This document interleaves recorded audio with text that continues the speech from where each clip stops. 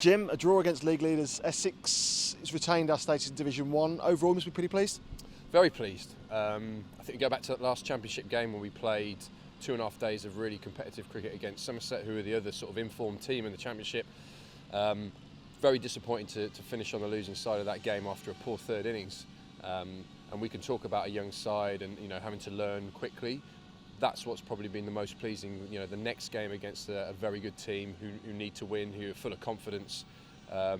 We've not only put 2 days of cricket together, we put a full 4 days of cricket together. I thought the way we batted first innings, Matt Lamb, getting a big 100. That's a potentially a match-winning 100. I'm really pleased for him. The partnerships that we always managed to get and to gather pace in that innings to post 500 was real credit to them. I think it was at a position there when Henry Brooks came into the crease with Matty Lamb that partnership there is really crucial, and then Jeetan Patel as well coming in and getting 50 just put the a really nice performance there with that batting unit. And then we've chipped away with Jeets at one end, offering a little bit of turn, being very well supported again by a young group, along with sort of Ollie Hannon-Dolber being the oldest statesman at 30. Really pleased with how we stuck the task. Good teams spend a lot of time in the field, and we had to do that. You've been asked this question many times, but how important is Jeetan Patel? Because he really has led from the front throughout this game. Yeah, absolutely. If you get big totals on the board, and you can use him and get him on at one end, so you can have partnerships all the way through. He's been fantastic. Getting runs and wickets in this game, and knows how crucial the role that the guys at the other end play to make sure you keep the score rate under check and you don't allow them to get away from you. Every time we put maidens together, we create chances. A couple of LBWs there, real close ones, of Cook and Wesley, who both batted very nicely. Could have been the difference there just to get them 3 down for sort of under 80 runs. But I think it was a good deck. We threw everything at them.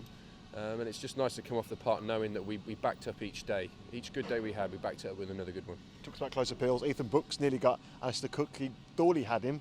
How impressed have you been with him these 4 days, and George Garrett as well?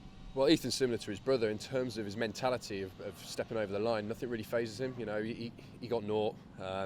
He just said, I look forward to bowling now. And when he was given the opportunity, he didn't look out of place. A very confident lad. George Garrett again playing his second game. Is looked very tidy and knows what he's doing, and these are good signs. We've been up against it this year for a number of reasons that injuries have really put us under pressure. But I suppose what we're going to realise now is that the strength and depth that we can have when we do welcome back these guys from being injured gives us confidence moving into next year. I remember doing the conversation with you at Hove when we secured promotion with a game to go last year.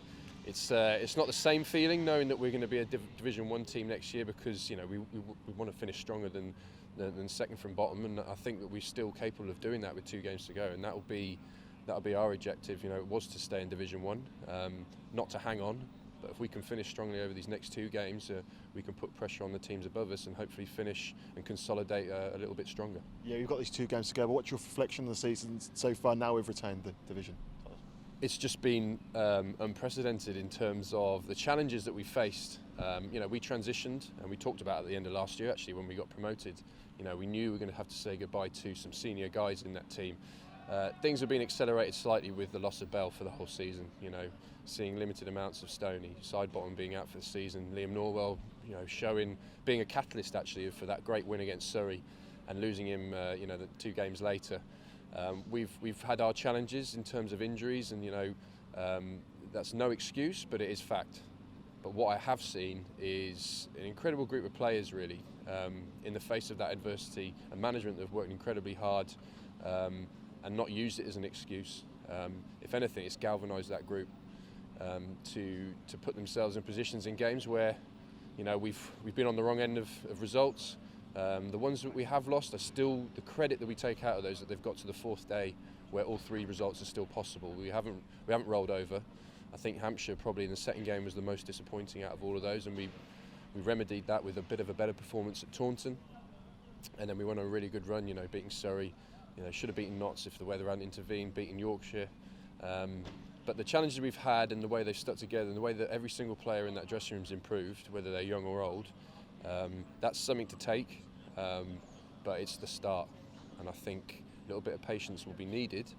But I do really think that this group of players that we're developing now are going to be very strong, and we'll hopefully come back against teams like Essex, who are experienced. A lot of their players have been around for 5-10 years. A couple of years' time, we can have a team that really challenges and throw some punches back at these more experienced sides.